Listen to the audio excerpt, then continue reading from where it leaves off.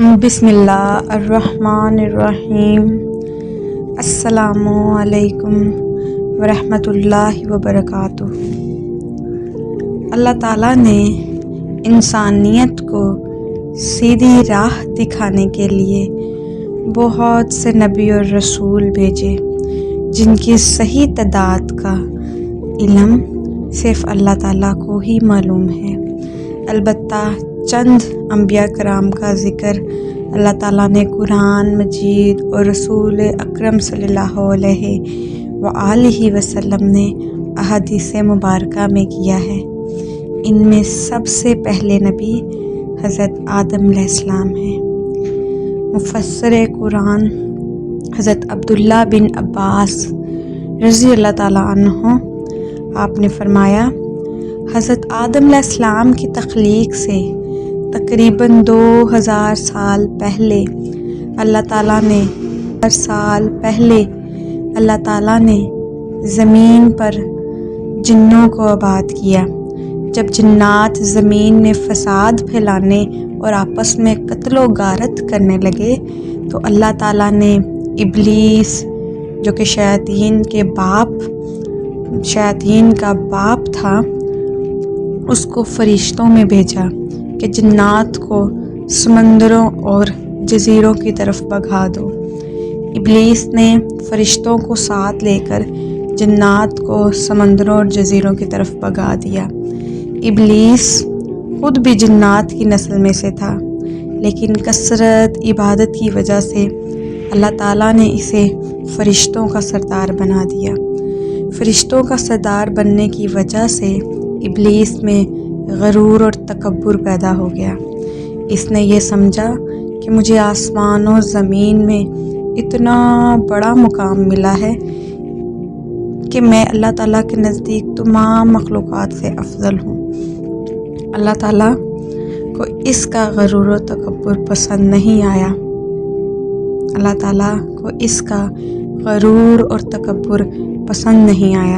اور اسی وقت اللہ تعالیٰ نے فرشتوں کے سامنے ایک ایسی مخلوق کو پیدا کرنے کا اظہار فرمایا جو زمین میں اللہ تعالیٰ کی نیابت کرے۔ فرمان الہی ہے، اے پیغمبر صلی اللہ علیہ وآلہ وسلم، وہ وقت یاد کیجئے جب آپ کے رب نے فرشتوں سے کہا کہ میں زمین میں اپنا کوئی خلیفہ یعنی نائب بنانے والا ہوں۔ فرشتے زمین میں جنات کا فساد اور خون ریزی دیکھ چکے تھے۔ انہوں نے حکمت معلوم کرنے کے لیے کہا، اے اللہ، کیا آپ کی زمین میں ایسی مخلوق کو اپنا نائب بنانا چاہتے ہیں جو زمین میں فساد پھیلائے اور خون ریزی کرے، جبکہ ہم آپ کی حمد کے ساتھ تسبیح اور پاکیزگی بیان کرتے ہیں؟ اللہ نے فرمایا، جو حکمت میں جانتا ہوں وہ تم نہیں جانتے۔ پھر اللہ نے اپنی چاہت کو عملی جامہ پہناتے ہوئے حضرت آدم علیہ السلام کا پتلا اپنے ہاتھوں سے تیار فرمایا۔ فرمان الہی ہے، اللہ نے فرمایا، اے ابلیس، جسے میں نے اپنے ہاتھوں سے پیدا کیا ہے، یعنی جس آدم کو میں نے اپنے ہاتھوں سے پیدا کیا ہے، اسے سجدہ کرنے سے تجھے کس چیز نے روکا ہے؟ احادیث رسول اکرم صلی اللہ علیہ وآلہ وسلم کے مطابق قیامت کے دن اہل ایمان جمع ہو کر حضرت آدم علیہ السلام کے پاس آئیں گے اور عرض کریں گے، آپ تمام انسانوں کے باپ ہیں۔ اللہ تعالیٰ نے آپ کو اپنے ہاتھ سے پیدا فرمایا، فرشتوں سے آپ کو سجدہ کروایا اور آپ کو چیزوں کے نام سکھائے۔ آپ اپنے رب کے سامنے ہماری سفارش کیجیے تاکہ ہمیں اس مصیبت میں نجات ملے۔ آپ علیہ السلام فرمائیں گے، آج اللہ تعالیٰ بہت غصے میں ہیں۔ آج سے پہلے کبھی اتنے غصے میں نہیں آئے تھے اور نہ ہی بعد میں آئیں گے۔ اللہ نے مجھے درخت کے پاس جانے سے منع کیا تھا، لیکن مجھ سے غلطی ہو گئی، لہٰذا آپ کسی اور کے پاس چلے جاؤ۔ سب سے افضل دن جمعے کا ہے۔ اسی دن حضرت آدم علیہ السلام کو پیدا کیا گیا اور اسی دن انہیں جنت میں داخل کیا گیا اور اسی دن جنت سے نکالا گیا اور اسی دن قیامت ہوگی۔ اللہ نے ایک اور حدیث پاک میں ہے کہ اللہ تعالیٰ نے حضرت آدم علیہ السلام کی شکل و صورت بنانے کے بعد جب تک چاہا انہیں پڑا رہنے دیا۔ ابلیس شیاطین کا باپ حضرت آدم علیہ السلام کے پاس چکر لگاتا رہتا۔ جب اس نے دیکھا کہ یہ جسم اندر سے کھوکھلا ہے تو اس نے اندازہ کر لیا کہ یہ ایک ایسی مخلوق ہے جو اپنے نفس پر قابو نہیں رکھ سکے گی۔ اللہ تعالیٰ نے حضرت آدم علیہ السلام کو پوری زمین سے جمع کی گئی مٹھی بھر خاک سے پیدا فرمایا۔ اسی وجہ سے حضرت آدم علیہ السلام کی اولاد بھی مختلف رنگوں کی مٹی کے مطابق پیدا ہوتی ہے۔ ان میں سفید، سرخ، سیاہ اور درمیانی رنگوں کے بھی ہیں۔ نیک اور بد، نرم خو اور سخت طبیعت اور درمیانی طبیعت والے بھی ہیں۔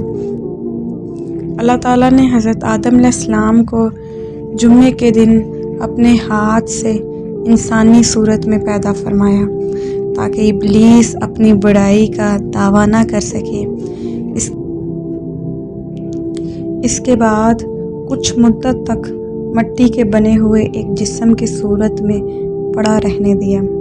فرشتے اور ابلیس اسے دیکھ کر خوف زدہ ہوتے۔ ابلیس گزرتے ہوئے اسے ٹھوکر مارتا، جس کی وجہ سے ایک ایسی آواز پیدا ہوتی جس طرح مٹی کے بنے ہوئے برتن سے کسی چیز کے ٹکرانے کے بعد ہوتی ہے۔ اس لیے فرمان الہی ہے، اللہ نے انسان کو ٹھیکری جیسی بجنے والی مٹی سے پیدا کیا۔ ابلیس ایک مرتبہ موقع پا کر حضرت آدم علیہ السلام کے منہ کی طرف سے بدن میں داخل ہوا اور دوسری طرف سے نکل گیا اور فرشتوں سے کہنے لگا، اس سے مت ڈرو، یہ آدم علیہ السلام اندر سے بالکل کھوکھلا ہے، اگر مجھے اس پر قابو پانے کا موقع ملا تو میں اسے ضرور گمراہ کروں گا۔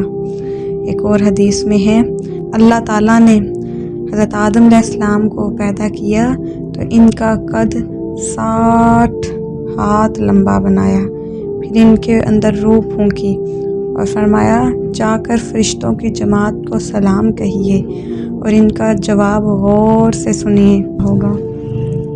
وہی تمہارے اور تمہاری اولاد کے سلام اور جواب کا طریقہ ہوگا۔ آدم علیہ السلام نے فرشتوں کی ایک جماعت کے پاس جا کر کہا، السلام علیکم۔ فرشتوں نے جواب دیا، السلام علیکم ورحمۃ اللہ، یعنی رحمۃ اللہ کا اضافہ کر دیا۔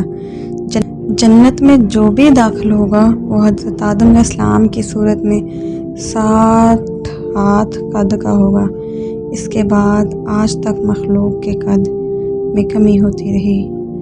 سبحان اللہ، سبحان اللہ۔